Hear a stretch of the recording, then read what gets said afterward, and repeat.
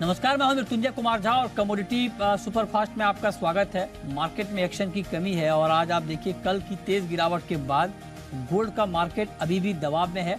60,235 ये एमसीएक्स पर गोल्ड का ताजा भाव है। एक्शन की कमी है। कल भी तेज गिरावट आई थी करीब 800 रुपए की और आज भी मार्केट में एक्शन नहीं है क्योंकि एक तो डॉलर स्ट्रांग हुआ, उसका इम्पैक्ट हम देख पा रहे हैं और दूसरी बड़ी वजह यह कि अमेरिका से बार बार ये खबर आ रही है कि वहाँ पर आर्थिक हालात बेहतर नहीं है, तो लिहाजा ब्याज दरों में कटौती की उम्मीद अभी नहीं बन रही है।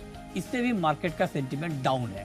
तो अब सवाल यह है कि अब इस भाव पर आपको गोल्ड में करना क्या चाहिए, ये बताने के लिए हमारे साथ अमित सजेजा हैं मोतीलाल ओसवाल के। अमित जी, बहुत स्वागत है आपका। क्या करें सर गोल्ड में इस भाव पर? जी नमस्कार मृत्युंजय जी। देखिए गोल्ड में अब भी डॉलर इंडेक्स में खरीदारी के चलते कहीं ना कहीं ऊपरी स्तरों पे दबाव बना रहा है सुबह से। इनफैक्ट कल के सत्र में भी हमने काफी भारी गिरावट देखी थी और ऐसा लगता है कि ये ट्रेंड जो है ये जारी रहेगा। ऑल टाइम हाई से ऑलरेडी हम लगभग $100 उतर चुके हैं और ऐसा लगता है कि यहाँ से करीबन $15 से $20 की और जगह बाकी है इमीडिएट बेसिस पे, जिसके चलते मैं 60,400 से 450 के बीच बिकवाली की सलाह देना चाहूंगा। 60,700 जब तक नहीं निकलता तब तक ये व्यू बरकरार रहेगा और डाउनसाइड में 59,800 का एक टारगेट जो 1 से 2 दिनों के लिहाज से है वो लेके चला जा सकता है। वहीं अगर चांदी की बात करें तो सिल्वर में भी हमने जो पिछले हफ्ते भारी गिरावट देखी थी, जहां 3,000 रुपए एक ही दिन में फॉल आया था, उसके बाद भी एक छोटे से पॉज के बाद हम फॉल जो है वो कंटिन्यू होता हुआ देख रहे हैं। मुझे लगता है कि 73,300 के जब तक नीचे चांदी रहेगी तब तक सेलोन रैलीज यानी उछाल पे बिकवाली करके चल सकते हैं। 72,700 के आसपास इस ट्रेड का स्टॉप लॉस होगा 73,300 के ऊपर और टारगेट जो होगा वो 71,600 तक का होगा। ठीक है, तो ये राय आपकी बन गई चांदी पर। ओके, अब आते हैं क्रूड पे। कच्चे तेल में भी एक रेंज का ट्रेड है, हालांकि यहाँ पर एक्शन कम ही है। आप देखिए कि मार्केट लगातार एक दायरे में घूमता हुआ दिख रहा है और क्रूड में भी जो चिंता है वो डिमांड घटने की है। चाइना में, यूएस में उसका इम्पैक्ट हम देख पा रहे हैं कच्चे तेल के ऊपर। तो क्या क्रूड अभी दबाव में ही रहेगा सर, अमित जी? देखिए, यहाँ पर एक्चुअली मैं कॉन्ट्रा बेट लेना चाहूँगा क्योंकि यूएस के जो एसपीआर की खबर है, वो भी फिलहाल मार्केट में आ चुकी है और कहीं न कहीं इन स्तरों पे क्योंकि क्रूड पिछले काफ़ी महीनों से 70 से $65 के बीच स्टेबलाइज़ हो रहा है। तो यूएस गवर्नमेंट ने ये फैसला किया है कि एसपीआर की जो रीफिलिंग है, क्योंकि 1963 से ऑलरेडी मल्टी डेकेड लो पे उनका एसपीआर चल रहा है, तो उनको रीफिलिंग करना ज़रूरी है। तो मैं समझता हूँ कि एक फैक्टर है जो क्रूड ऑयल को इन स्तरों पे सपोर्ट कर सकता है। तो यहाँ पर मैं डिप बाइंग की सलाह देना चाहूँगा।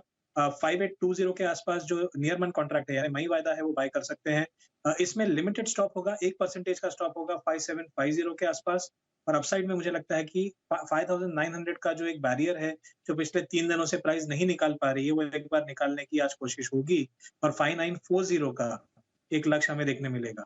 इसी ट्रेड को अगर मैं ऑप्शंस के साथ प्ले करना चाहूँ, तो आज का जो एक्सपायरी है लिमिटेड रिस्क के साथ में मैं ₹12 में 5,900 का कॉल लेके चलना प्रेफर करूंगा जीरो के स्टॉप लॉस के साथ और इसमें 40 तक जाने की क्षमता हो सकती है। तो रिस्क रिवॉर्ड जो है वो फेवरेबल हो सकता है। ठीक है, ओके।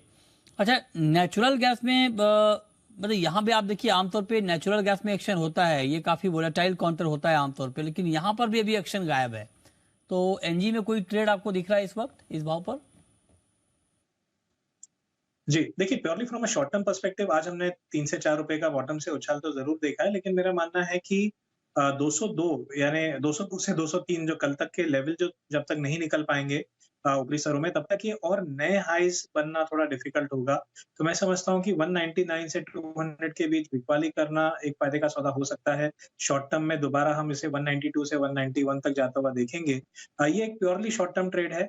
हालाँकि अगर मैं इससे लंबी अवधि की लूँ यानी 4 से 5 सेशंस का या 1 हफ्ते का व्यू लूँ, तो मुझे लगता है कि क्योंकि लास्ट टाइम रिग काउंट्स में बहुत ही बड़ी एक गिरावट आई थी 10% से ज़्यादा की, तो निचले स्तरों पे यहाँ पर सपोर्ट मिलेगा। इसलिए तो ये राय आपकी हो गिरावट गई आती भी एनजी है। पर। ठीक है, अब आते हैं मेटल पे। और मेटल में भी देखिए काफी गिरावट आई है। कॉपर 6 महीने के लो पर है एलएमई पर। जिंक 31 मंथ के लो पर ट्रेड कर रहा है एलएमई पर। इंडियन मार्केट में भी गिरावट आई है। गिरावट के पीछे चाइना में डिमांड घटने की आशंका बड़ी वजह है, उससे मार्केट बार बार दबाव में आ रहा है। एक तरफ स्टॉक बढ़ रहा है और दूसरी तरफ कीमतें कम हो रही हैं और डिमांड कम हो रही है। तो आप जरा बताइए सर, पहले तो मैं ओवरऑल मेटल पर पूछना चाहता हूं, क्या मेटल में भी तेजी की उम्मीद नहीं करनी चाहिए Amit ji? I would say positional basis पे नहीं करनी चाहिए, लेकिन प्योरली शॉर्ट टर्म बेसिस पे मुझे लगता है कि जिंक और कॉपर दोनों में ही उछाल आने की संभावना है। कॉपर 723 तक जाने की पॉसिबिलिटी आज के सेशन में दिखा रहा है, जबकि मैं अगर जिंक की बात करूं तो मुझे लगता है 230 से 231 तक प्रोबेबिलिटी बन रही है एक शॉर्ट कवरिंग मूव की। लेकिन हाँ, जहां तक पोजिशनल मूव का सवाल है, मुझे लगता है कि सेल ऑन रैलीज करके ज्यादा मुनाफा कमाया जा सकता है। ठीक है, ओके। तो ये राय आपकी हो गई मेटल पे। अच्छा, एग्री में जीरे में कल 2 दिन में गिरावट आई ठीक ठाक, उसके बाद आज अच्छी रिकवरी है। क्या आपको लगता है कि ये 2 दिन का ही करेक्शन था, अब मार्केट फिर से तेजी का रुख कर चुका है? जी, मैं मानता हूँ कि तेजी का रुख कर चुका है बाजार और ब्रॉडली पोजिशनल एंगल से जो ट्रेड करना चाहते हैं, जब तक 42,000 के नीचे प्राइसेस नहीं जाएंगी तब तक ये एक शॉर्ट लिव्ड करेक्शन होगी, जो भी हमें आगे नरमी दिखाई भी देती है। और मुझे लगता है कि 50,000 का जो आंकड़ा है वो जून वायदा दिखा सकता है, तो मुझे लगता है अब भी काफी अपसाइड इसमें बाकी है। ठीक है, अब आते हैं ग्वार पे। ग्वार में ना तो गिरावट है ना तेजी है, मार्केट एक रेंज में फंसा हुआ है। हालांकि कल जब मानसून को लेकर खबर आई कि इसमें थोड़ा डिले हो सकता है अराइवल में, तो थोड़ा सा मार्केट रिकवर हुआ, लेकिन जो एक्शन आमतौर पे मौसम की खबर का आता है वो असर हमने देखा नहीं, उस तरह का असर नहीं देखा। क्या लगता है यहाँ से आपको ग्वार?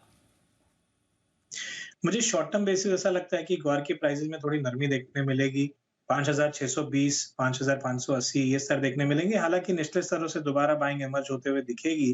तो एक दायरे का कारोबार रहेगा, लेकिन हम हो सकता है इस दायरे के निचले छोर के आसपास कुछ समय में आ जाए।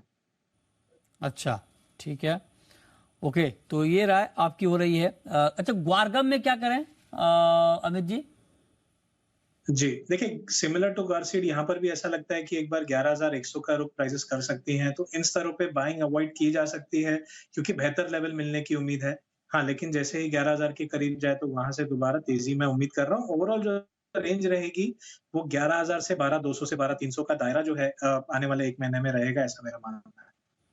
ठीक है, ओके। तो ये राय आपकी हो गई ग्वार सीड और ग्वारगम के ऊपर। बहुत शुक्रिया अमित जी आपका हमारे साथ जुड़ने के लिए, बताने के लिए कि कमोडिटी मार्केट में कहां पर कमाई के मौके बन सकते हैं।